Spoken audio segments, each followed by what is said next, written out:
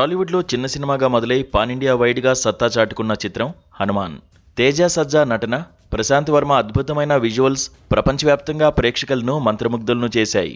ఇప్పుడు ఆ ప్రయాణానికి కొనసాగింపుగా అంతకుమించిన భారీ తారాగణంతో జై హనుమాన్ సినిమా లాంఛనంగా ప్రారంభమైంది. ఈ సినిమాకు సంబంధించిన ప్రతి ఒక్క అప్డేట్ ఇప్పుడు సోషల్ మీడియాలో సెన్సేషన్ క్రియేట్ చేస్తోంది. జై హనుమాన్ ప్రాజెక్టులో అత్యంత ఆసక్తికరమైన అంశం ఏంటంటే, కాంతార సినిమాతో దేశవ్యాప్త గుర్తింపు తెచ్చుకున్న హీరో రిషబ్ శెట్టి ఇందులో ఆంజనేయ స్వామి పాత్రలో కనిపించబోతున్నారు. కర్ణాటకలోని హంపిలో ఉన్న అంజనాద్రి బెట్ట అంటే హనుమంతుడి జన్మస్థలంగా భావించే పవిత్ర పుణ్యక్షేత్రంలోనే ఈ సినిమా షూటింగ్ ఆదివారం పూజా కార్యక్రమాలతో మొదలైంది. ఇది కేవలం ఒక సినిమా ప్రారంభం మాత్రమే కాదు, ఒక ఆధ్యాత్మిక అనుభూతిని పంచే ప్రక్రియగా చిత్ర యూనిట్ భావిస్తోంది. మైత్రి మూవీ మేకర్స్ వంటి అగ్ర నిర్మాణ సంస్థ ఈ చిత్రాన్ని అత్యంత ప్రతిష్టాత్మకంగా నిర్మిస్తోంది. ఇందులో రానా దగ్గుబాటి, తేజ సజ్జా కీలక పాత్రలు పోషిస్తుండడం విశేషం.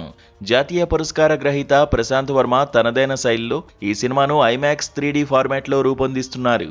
త్రేతాయుగంలో ఇచ్చిన మాట కలియుగంలో నెరవేరబోతుందన్న డైలాగ్ ఇప్పటికే ఈ సినిమా కథపై భారీ అంచనాలను పెంచేసింది.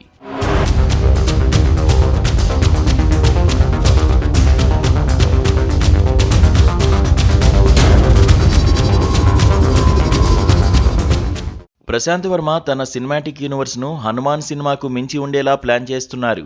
కథలో లోతు, విజువల్ ఎఫెక్ట్స్ పరంగా ఇది భారతీయ సినిమాలో సరికొత్త బెంచ్ మార్క్ క్రియేట్ చేస్తుందని సినీ విశ్లేషకులు భావిస్తున్నారు. భారతీయ ఇతిహాసాలను వెండితెరపై చూడాలనుకునే సినీ ప్రియులకు జై హనుమాన్ ఒక అద్భుతమైన కానుక కానుంది. మరి రిషబ్ శెట్టి హనుమంతుడిగా ఎలా మెప్పిస్తారో, రానా మరియు తేజ సజ్జల పాత్రలు ఎలా ఉండబోతున్నాయో చూడాలంటే మరికొంతకాలం వేచి చూడాల్సిందే.